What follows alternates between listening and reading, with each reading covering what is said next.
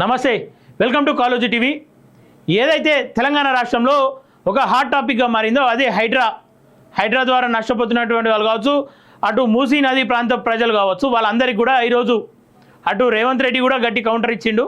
ఏదేమైనప్పటికీ హైడ్రా బాధితులకు న్యాయం జరిగేంత వరకు హైడ్రా బాధితులకు అండగా ఉంటామని చెప్పేసి ఇటు ప్రతిపక్షాలు చెప్తా ఉన్నాయి. సంతోషం. ఎవరైతే నష్టపోతూ ఉన్నారో వాళ్ళ తరఫున ప్రభుత్వాలు నిలబడినప్పుడు ప్రతిపక్షాలు అటు మీడియా కూడా నిలబడాల్సిన బాధ్యత ఉంటుంది. అదే కోణంలో మీడియాగా మా కర్తవ్యం మేము నెరవేరుస్తూ హైడ్రా బాధితుల కష్టాలను, హైడ్రా బాధితుల కన్నీళ్లను ప్రతిరోజు మా మాధ్యమాల ద్వారా, సోషల్ మీడియా ద్వారా అనేక విధాలుగా మేము బయట పెట్టే ప్రయత్నం చేస్తూ ఉన్నాం. ఇంతవరకు బాగానే ఉంది.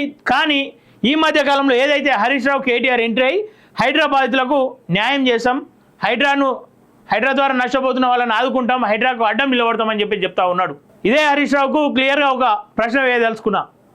హరీష్ రావు, నువ్వు వాళ్ళకు న్యాయం చేయడంలో, వాళ్ళ కన్నీళ్ళు చూసి నువ్వు కన్నీళ్ళు పెట్టుకోవడంలో చాలా అర్థం ఉంది.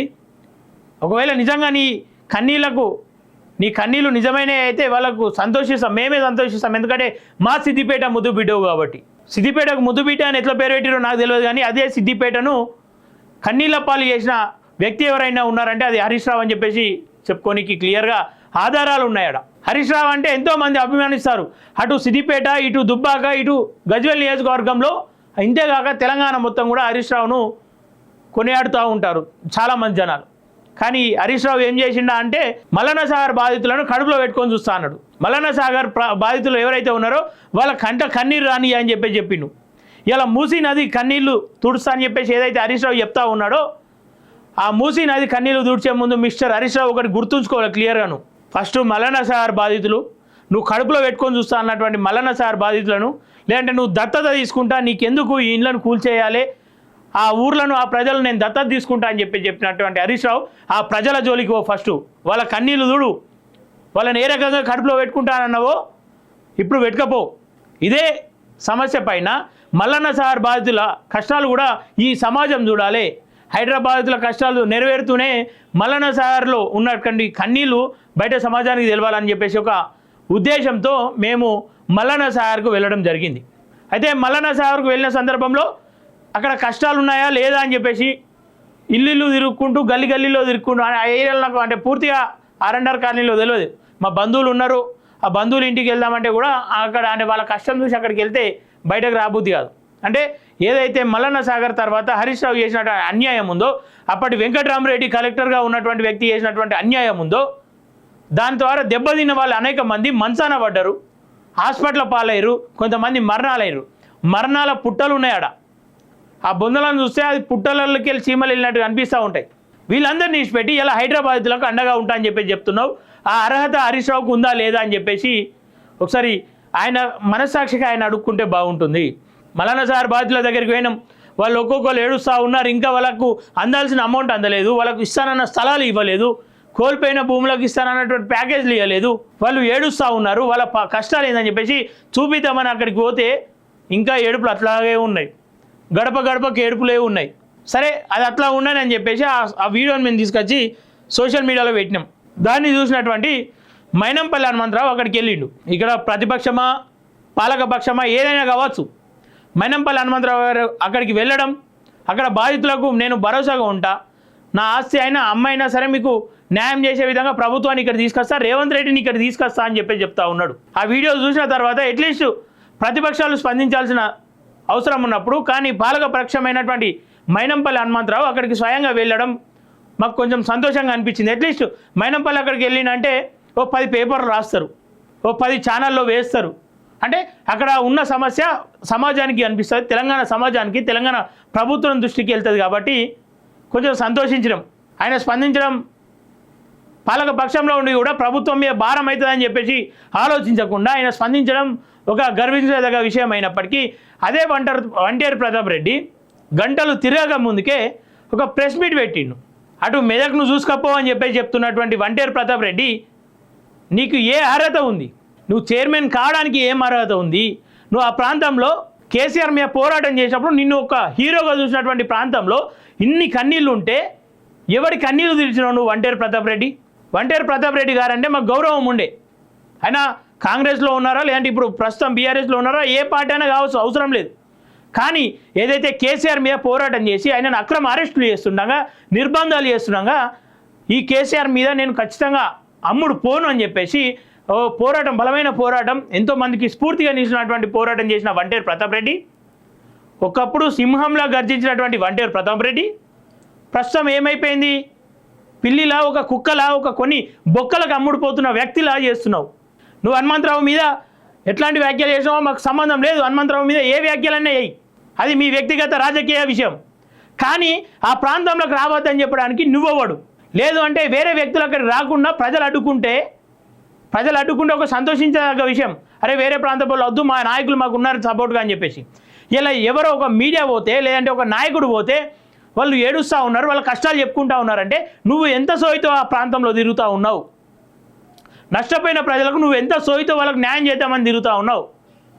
10 నెలలు అవుతుంది ప్రభుత్వం వచ్చి మల్లన్న సాగర్ బాధితులకు ఏం ఫండింగ్ ఇచ్చిందని చెప్పేసి ఇలా సిగ్గు లేకుండా మాట్లాడుతున్నటువంటి వంటేరు ప్రతాప్ రెడ్డి, 10 నెలలు అవుతుంది నీ ప్రభుత్వం పోయి ప్రతిపక్షంలో ఉండి మల్లన్న సాగర్ బాధితులకు ఎంత సోయితో నువ్వు వాళ్ళకు అండగా ఉంటానని చెప్పినావు.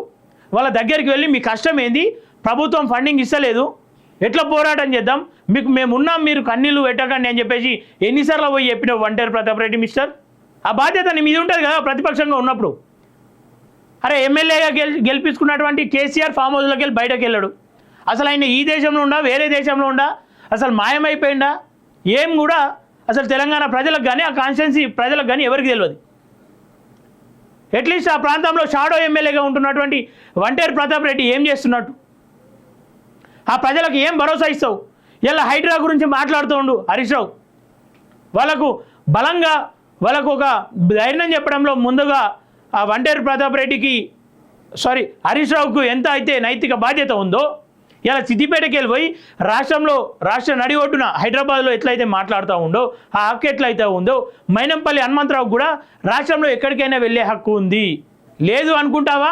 నీ ప్రాంత ప్రజలకు వేరే ఒక నాయకునితో అవసరం లేకుండా నీ చిత్తశుద్ధి ఏందో చూపించుకో. మరి ఒక చైర్మన్గా ఉన్నావు, నువ్వు చైర్మన్గా బాధ్యతలు ఏం నిర్వహించినావు ఇప్పటి వరకు? అదిగాక నీ ప్రాంతంలో ఇలా మల్లన్న సాగర్ బాధితులు ఇప్పుడు గజ్వేల్ ప్రాంతానికి తరలి వస్తే వాళ్లకు డబుల్ బెడ్రూమ్లు ఎవరైతే గజ్వేల్ పేద ప్రజలకు ఇచ్చిరో డబుల్ బెడ్రూమ్లు తాత్కాలికంగా మల్లన్న సాగర్ బాధితులను అక్కడ ఉండి వీళ్ళు ఇల్లు నిర్మించుకోగానే వేరొక ఇంట్లోకి షిఫ్ట్ కావాలని గత ప్రభుత్వంలో మీరే ఒక అవకాశం ఇచ్చిర్రు. వాళ్ళకు స్థలాలు కేటాయిస్తాం, ఇల్లు కట్టుకోవాలని చెప్పారు. వాళ్ళకు స్థలాలు రాలేవు, ఇల్లు కట్టుకోలేరు. ఇప్పుడు డబుల్ బెడ్రూమ్లో ఉంటురు. ఇదే డబుల్ బెడ్రూమ్లో వీళ్ళని ఉంచిర్రు, ఈ డబుల్ బెడ్రూమ్లో పట్టాలు వేరొకరికి ఇచ్చారు. ఇప్పుడు వాళ్ళు వచ్చి వీళ్ళతో వాళ్ళు పెట్టుకుంటారు. ఒకవేళ వీళ్ళు బయటకు వెళ్తే రోడ్డు మీద ఎక్కడ వండుకోవాలి వంటేరు ప్రతాప్ రెడ్డి? వాళ్ళకి ఏం చెప్తావు నువ్వు? పో మల్లన్న సాగర్ అట్లీస్ట్ కాంగ్రెస్ ప్రభుత్వంలో ఉండి కాంగ్రెస్ మీద వ్యతిరేకంగా ఉంటారని చెప్పేసి తెలిసి కూడా ఆ ప్రాంతానికి మైనంపల్లి హనుమంతరావు వెళ్ళిండు, సంతోషం. మరి నువ్వు వెళ్ళి ఒకసారి ఆ ప్రాంతానికి పోయి ఒకసారి తిరిగిరా. నువ్వు ఇచ్చిన హామీలు, నీ ప్రభుత్వం ఇచ్చిన హామీలు గతంలో ఈ ప్రభుత్వంతో నెరవేర్చు.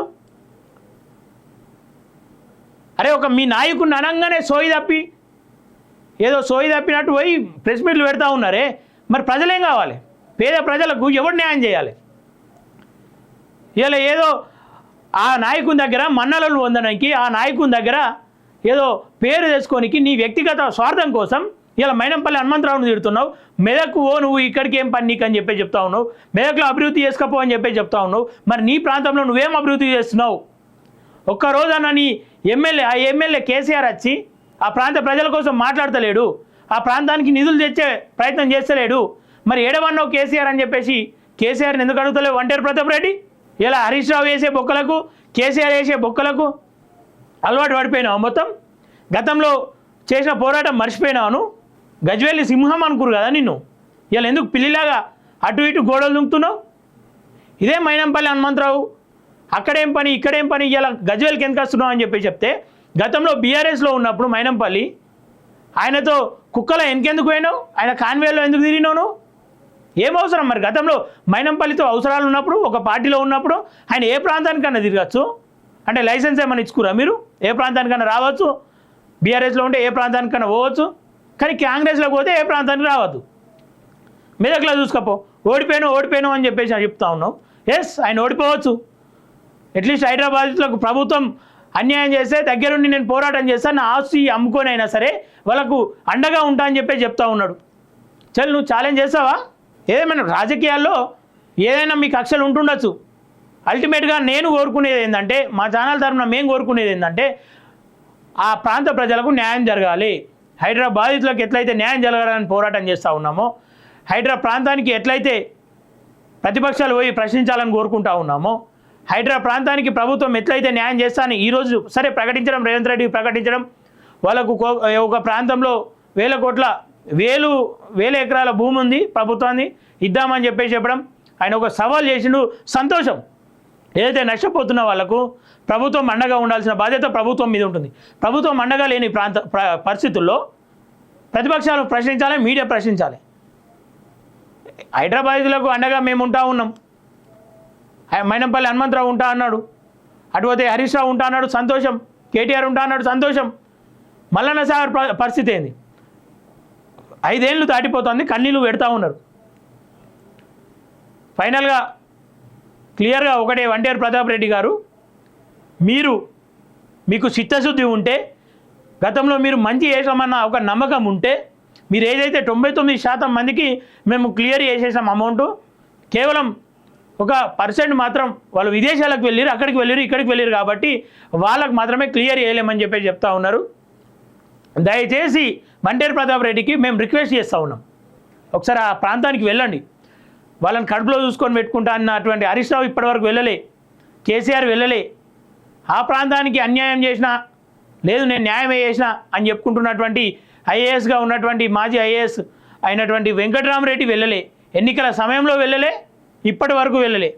ప్రతాప్ రెడ్డి గారు దయచేసి మీరు అక్కడికి వెళ్ళండి, ఆ ప్రాంతంలో ఉన్న సమస్యలను బయటకు చూపించండి. ఇదే స్క్రీన్ ముంగట మిమ్మల్ని పొగుడుకుంటూ మేము ఒక వీడియో చేసి పెడతాం, లేదంటే అక్కడ కవరేజ్కి రమ్మంటారా ఏ పని చేస్తాం. ఇది కదా మీరు ప్రతిపక్షంగా ఉండి చేయాల్సింది. నాయకులను తిడితే ప్రెస్ మీట్లు పెట్టుకున్నాడు కాదు కదా మీరు చేయాల్సింది. నిజంగా సోయి ఉంటే, చిత్తశుద్ధి ఉంటే వంటేరు ప్రతాప్ రెడ్డి గారు మీరు ఆ ప్రాంతానికి వెళ్ళండి. మేము వెళ్ళాం హైదరాబాద్ నుండి, అంత దూరం మేము వచ్చినప్పుడు గజ్వేల్ నుండి ఇక పక్కకే ఉంది కదా నీ ప్రాంతం కదా, వేరే నాయకులు రావద్దు కదా, మరి నువ్వు ఎందుకు వెళ్తావు? వెళ్ళాలి అక్కడికి. నువ్వు వెళ్ళే ముందు అవసరం వస్తే మీడియాకి ఇన్ఫర్మేషన్ ఇవ్వండి, మేము అందరం మీ వెంట వస్తాం, కవరేజ్ చేస్తాం.